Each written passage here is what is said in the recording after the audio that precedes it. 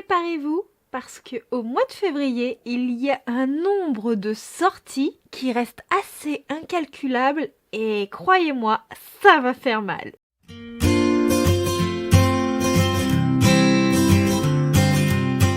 Hello mes petits érudits, c'est Johanna, bienvenue dans ma citadelle. Je suis ravie de vous retrouver aujourd'hui pour une nouvelle vidéo des sorties littéraires qui sera sur celle du mois de janvier. J'en ai relevé une vingtaine et croyez-moi que j'ai fait le tri. Mais j'ai eu un mal fou à faire le tri avec toutes les sorties du mois de février. Ce mois va absolument nous ruiner. Clairement, on va manger des pâtes, des patates, voire même des cailloux en fait. Au moins ça tiendra au ventre puisque les pâtes c'est devenu cher. Voilà, c'est bon, c'est acté. Bref, mon objectif de 3 livres par mois va être clairement mis à mal. Mais heureusement, le mois de janvier a été plus que raisonnable. Et de ce fait, je vais peut-être pouvoir coupler mon objectif de 3 livres par mois avec mon 3 livres par mois de février si je prends 6 livres. Est-ce que ça fonctionne ? Allez, je commence avec une sortie que l'on est nombreux et nombreuses à attendre. Il s'agit de Crescent City de Sarah J. Maas, le tome 3 de la saga que j'attends, mais avec tellement d'impatience. Il est d'ores et déjà précommandé, vous vous en doutez sûrement. Donc ce tome 3 de Crescent City aura lieu une lecture commune le concernant fin février, début mars à peu près. Enfin bref, de toute manière je créerai les salons pour les lectures communes du mois de février. Vous les lirez quand vous voulez et on papotera autour de tous ces livres et ce sera vraiment trop chouette. Oui, puisqu'il y a également l'Empire du Vampire, le tome 1 qui sera lu début février. Et je vous annonce d'ores et déjà que ça fait déjà plus d'un an que la lecture commune de Fourth Wing avait été actée. Donc c'est pareil, le salon est déjà créé par une des modératrices du Discord. Donc c'est pareil, vous commencez votre lecture quand vous voulez et on papote autour de tous ces livres. Pour Crescent City, je ne vais pas m'attarder à vous faire un résumé, déjà parce que c'est un tome 3, donc je ne voudrais absolument pas vous spoiler, mais surtout, c'est que je vous conseille de lire les sagas précédentes de Sarah J. Maas avant de vous lancer dans Crescent City. Il s'avère que l'autrice a fait un petit peu un crossover entre plusieurs de ces sagas et que pour comprendre tous les tenants et les aboutissants, il est bien d'être à jour un petit peu de partout. Le 6 février sortira un roman de chez Plume Blanche. Il s'agit de Résonance de Morgane Rugraff. Vous connaissez sûrement l'autrice avec la duologie Lune Ardente qui est une dark fantasy absolument coup de cœur.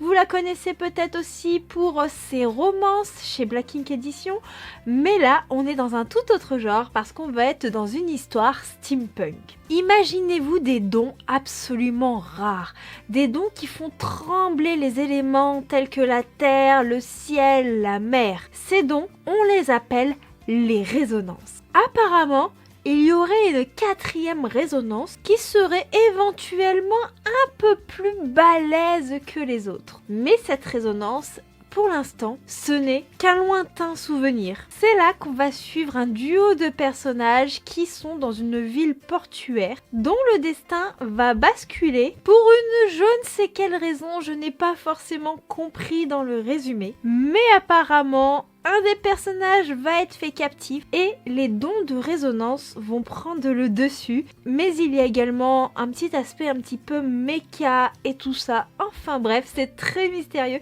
et je vous avoue que ça attise de très près ma curiosité. Le 7 février sort une romance un peu plus légère. Il s'agit de Twisted de Anna Wang, le tome 3, Twisted 8. On est sur une saga de tomes compagnons. Je crois que la saga Twisted va comporter à peu près 9 livres si j'en crois ce que me dit Booknode. Pour l'instant, je n'ai lu que le premier. Le premier c'était sympa, c'était un petit peu le cliché que l'on voit un petit peu de partout en new romance. Toutefois, le tome 2 qui a un petit trope garde du corps m'intrigue énormément. Et ce tome 3 de ce fait m'intrigue aussi. Alors par contre, je n'ai pas regardé les personnages qu'il concerne de peur de me spoiler les histoires des personnages précédents.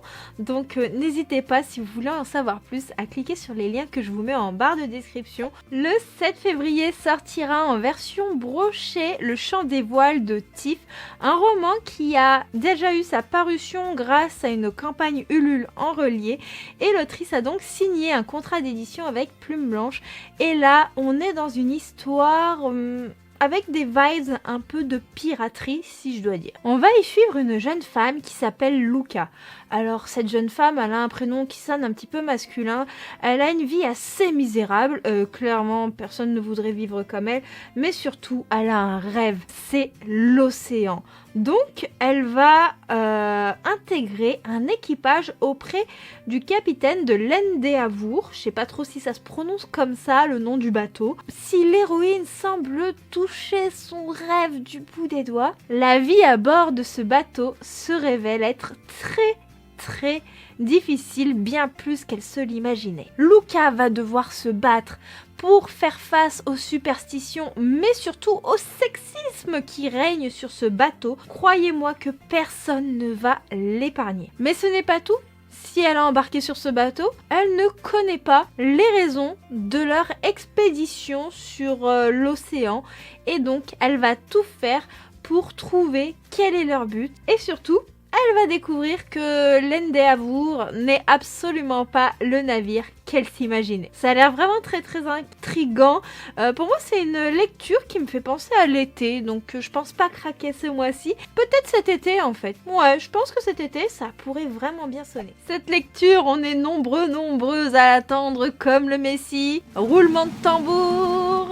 Il s'agit de Fourth Wing, le premier tome de Rebecca Yarros, donc qui va sortir chez Hugo dans leur collection Romantaisie. Je dois vous dire qu'il est d'ores et déjà précommandé en version collector, bien entendu. Et étant donné la hype autour de ce roman, étant donné les nombreuses personnes qui l'ont lu en VO, je ne veux pas me risquer à vous faire un résumé du résumé que je pourrais déformer en fonction de ma compréhension. Donc on va se limiter à quelques thèmes qui sont la romance, les dragons, la fantaisie, la guerre, la magie, les secrets. De toute manière, moi il y a le mot dragon, il n'en faut pas plus. Honnêtement, il n'en faut absolument pas plus.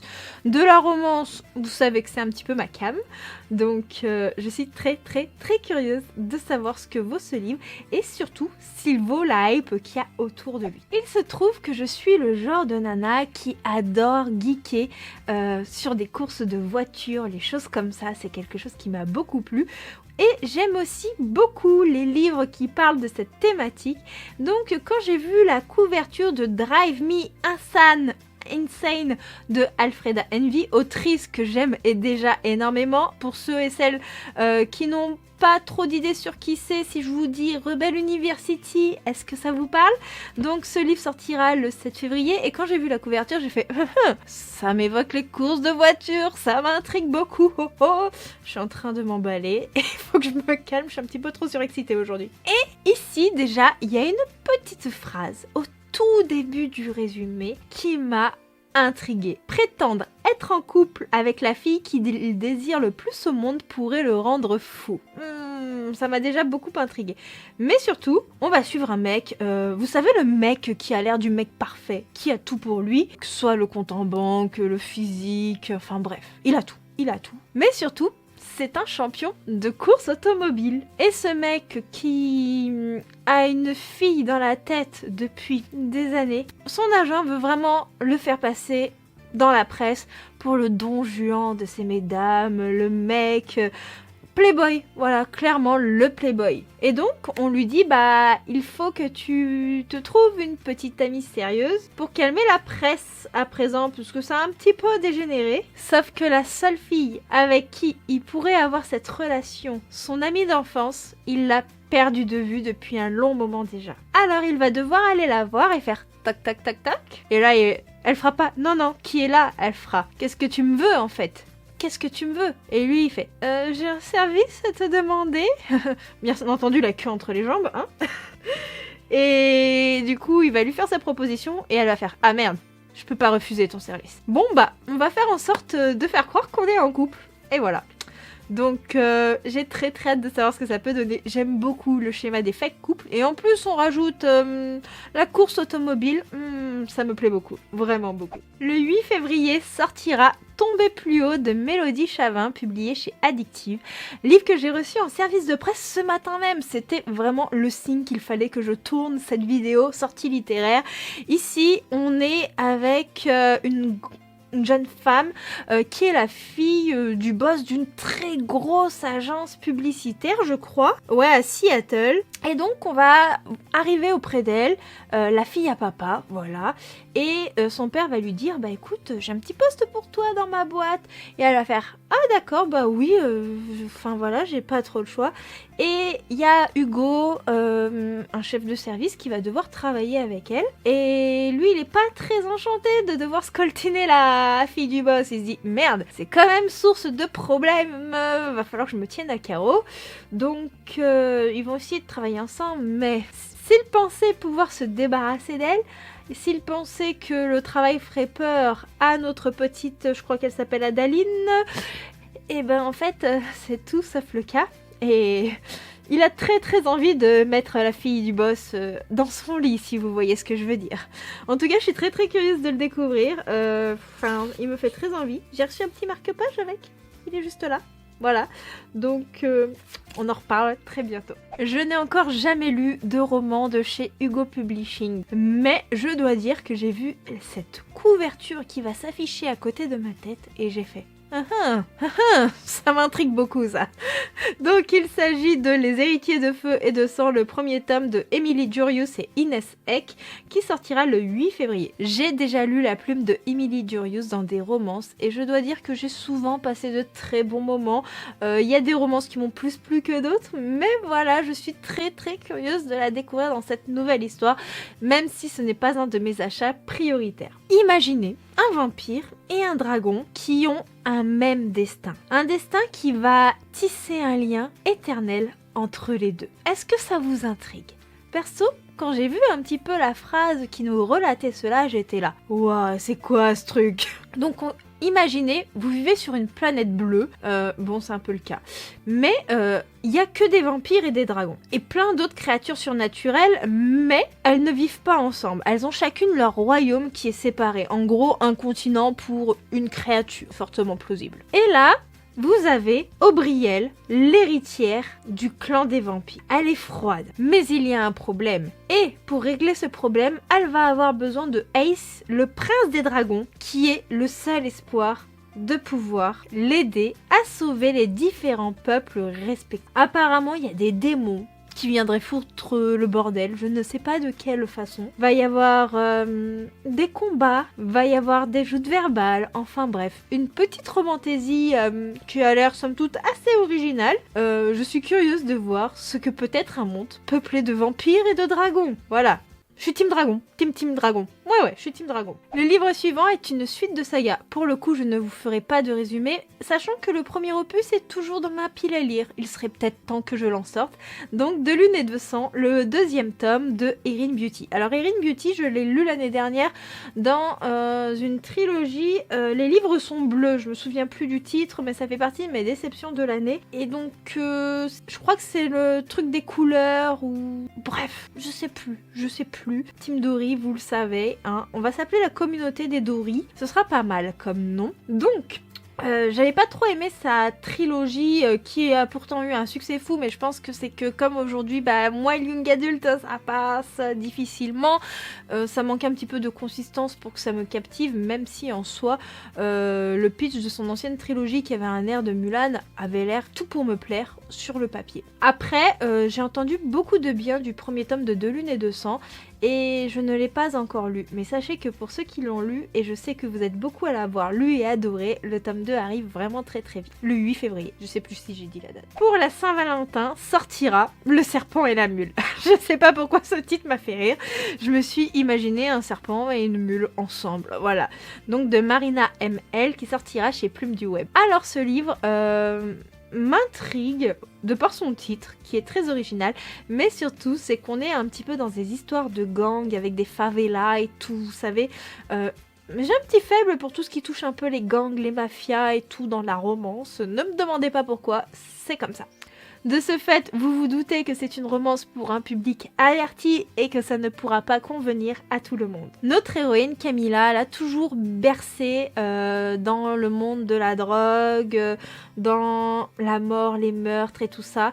Mais elle, ce qu'elle rêve, c'est de devenir journaliste. De ce fait, elle va tout mettre en place pour pouvoir arriver à ses fins, obtenir son diplôme et surtout quitter sa famille dans la favela dans laquelle elle vit, qui est vraiment sous l'influence des différents cartels, et ça c'est quelque chose qui lui pèse énormément. Sauf que, bien entendu, ça va pas être si facile, sachant que son petit frère va suivre le chemin de ses parents, et il va se retrouver embrigadé dans un truc, et elle va devoir se dire eh ben mince, en fait je ne vais pas pouvoir laisser mon frère dans cette situation, il va falloir que j'aille au cœur du danger. C'est là qu'elle va devoir jouer la mule auprès d'un homme qui est le serpent. Et c'est là que j'ai une drôle d'image très comique dans ma tête.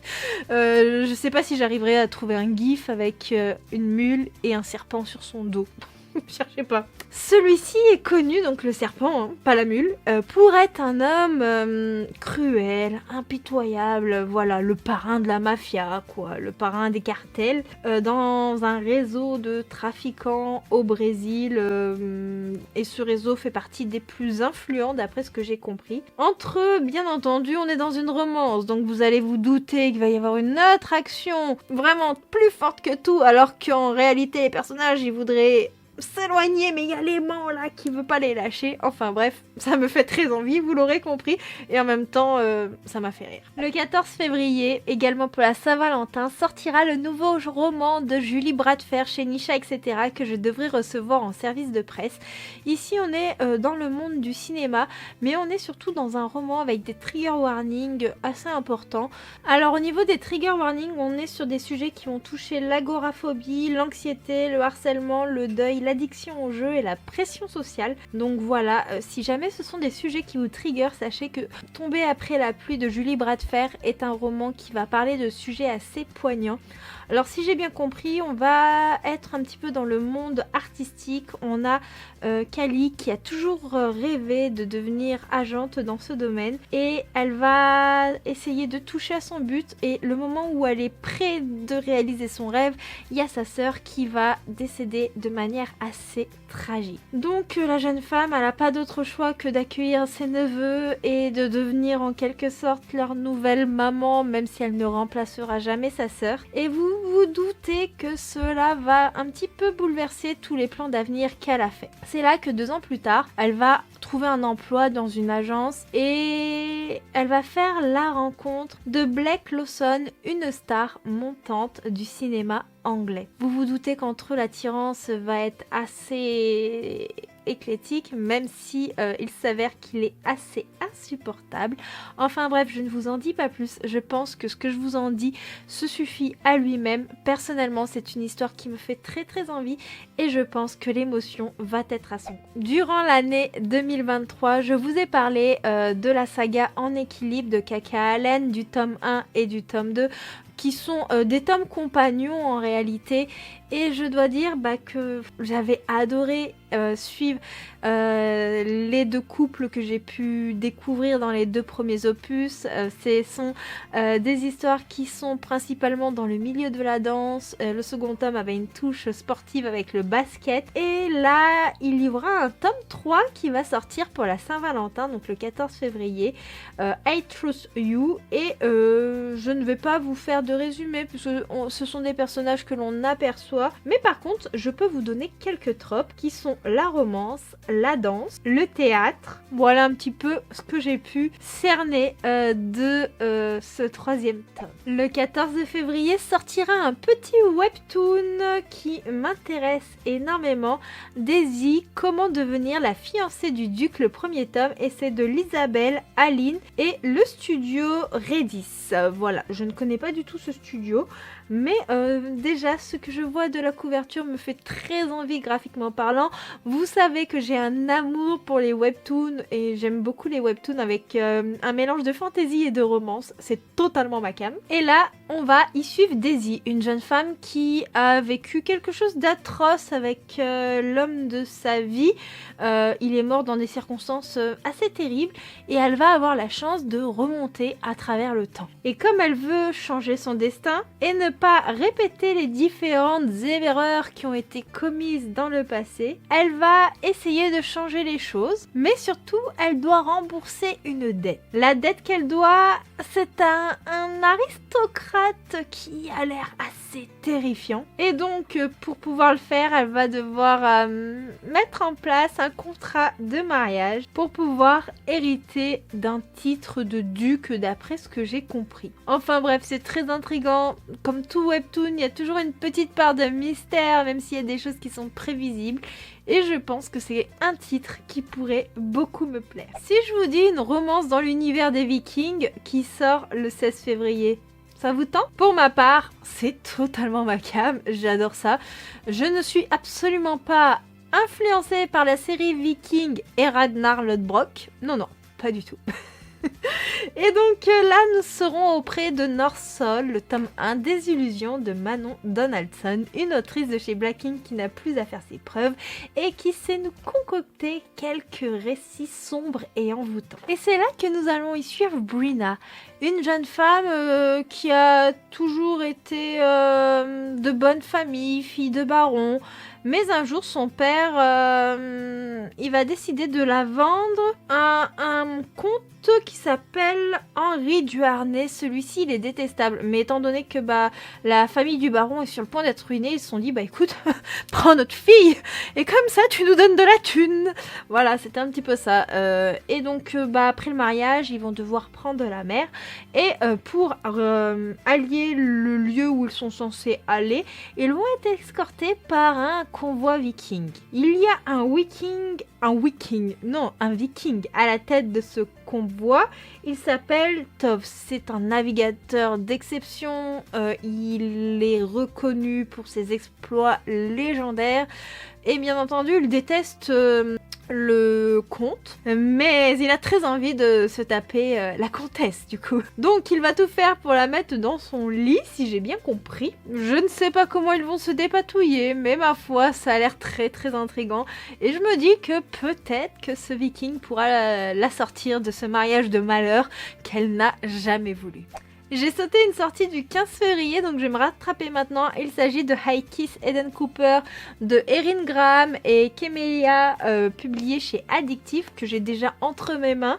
Je l'ai reçu également ce matin en service de presse avec le petit marque-page. Et ici, on est dans une histoire où on a une héroïne qui va devoir travailler un été dans l'hôtel qui appartient à son frère, je crois. Et le cuistot de l'hôtel, c'est le meilleur ami de son frère. Eden, elle n'est pas forcément ravie et tout ça, mais elle va aller bosser là-bas parce qu'elle n'a pas le choix. Et en gros, le meilleur pote de son frère, il n'est pas forcément ravi de devoir travailler non plus avec la petite sœur de celle-ci. Surtout qu'il a très envie de se la faire et que il n'a pas le droit, voilà, de céder à ses sentiments. Je pense que ça peut être très très drôle si j'ai bien compris. On a une petite phrase où on nous dit « Dès le premier regard, tout explose. Cependant, si leurs anciennes bases vacillent, les barrières restent les mêmes. Elle est indomptable et tient à sa liberté. Il est aussi troublant qu'insaisissable. Résister devient l'unique mot d'ordre, mais plus le temps passe, plus les digues menacent de céder. Il est le meilleur ami de son frère. Il n'a pas le droit de l'approcher. » Voilà, donc on a un petit côté proximité qui, ma foi, m'a l'air pas mal. Dans le dernier vlog qui était la vidéo de mercredi, je vous ai parlé de Faille de sel et de sang, le tome 1, la dernière couronne de Eulalie Lombard. Il faut savoir que le tome 2, un océan de ténèbres, arrive le 21 février et je dois dire que je suis très curieuse parce que j'avais passé un très bon moment avec le tome 1. Je ne vous en reparle pas en long, en large et en travers. Si vous voulez connaître mon avis, le résumé, en savoir plus sur cette histoire, n'hésitez pas à aller voir la précédente vidéo de la chaîne. L'année dernière, je vous ai parlé d'un de mes gros coups de cœur chez Inceptio qui devait sortir en novembre pour le tome 2. Mais vous savez que la maison d'édition Inceptio a été reprise par une autre personne à la tête de celle-ci. Et de ce fait, il y a eu un petit peu des retards, des petits couacs dans les dernières parutions. Et donc, forcément, certaines sorties que j'attendais ont été repoussées. Et ça a été le cas de Écarlate sur la cendre, le tome 2, donc Écarlate dans la nuit de Elisabeth Kochava.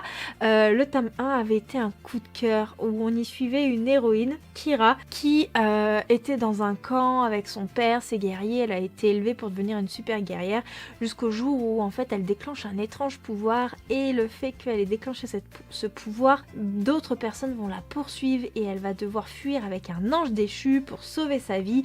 On a un world building que j'avais trouvé incroyable dans le tome 1, et de ce fait j'ai très très envie de découvrir ce tome 2. Donc voilà, il sort vraiment très très bientôt, le 23 février. Tenez-vous prêts. Décidément, je ne sais pas comment je me suis organisée, mais j'ai pas mis les dates par ordre chronologique parce que j'ai oublié de vous parler de la sortie la plus importante, mais la plus importante de toute cette vidéo. Je vous laisse deviner. Je vous laisse quelques secondes pour deviner de laquelle je parle. Il s'agit bien entendu de la sortie poche de la Guilde des Ombres, tome 2 et 3 en poche, donc qui sont le tome 1, partie 1 et partie 2 de la version brochée. Voilà, donc le 22 février, courez tous en librairie, achetez la Guilde des Ombres en poche. Voilà, c'est un très bon conseil, je vous le jure. On est dans une dark fantasy incroyable, regardez-moi les beaux fanarts derrière moi. Enfin bref, qu'est-ce que vous voulez de plus? Je peux pas faire mieux, Et pour terminer cette vidéo, je vais vous parler des 2 dernières sorties qui ont lieu le 29 février. Il y a le tome 2 de l'Empire du Vampire de J. Christophe. Voilà. J'ai tout dit, je m'arrête là. Le tome 1 va être lu en lecture commune ce mois-ci, donc n'hésitez pas à nous rejoindre. Le 29 février sortira également le tome 2 du Manoir de Castlecat. Je vais le recevoir en service de presse de la part de Scrineo. On est dans une espèce d'école de magie avec des petits chats, c'est très très mignon, j'ai hâte de vous en parler. Voilà, ce sera tout pour cette vidéo sortie littéraire. Je crois qu'elle est assez longue pour une vidéo sortie littéraire, mais clairement, même si j'essaie de toujours trier, faire des choix, ce mois de février est une catastrophe, mais clairement il y a beaucoup trop de sorties intéressantes et voilà quoi, ça va piquer, ça va faire mal au porte-monnaie, donc on est courageux, on va y arriver. On va arriver à préserver un petit peu notre budget, il va falloir faire des choix ce mois-ci et je suis très très curieuse de connaître sur quel titre se porte votre choix pour ce mois-là. Je vous attends en commentaire. Si vous êtes arrivé à un bout de cette vidéo, n'hésitez pas à me mettre des petits billets, des petites pièces en emoji, des petits trucs qui font référence au Take My Monies, parce que c'est clairement ça. En attendant, moi je vous fais plein de gros bisous. Merci à tous pour votre soutien au quotidien, d'avoir regardé cette vidéo jusqu'au bout. Je vous fais plein de bisous et on se retrouve très bientôt. Ciao ciao.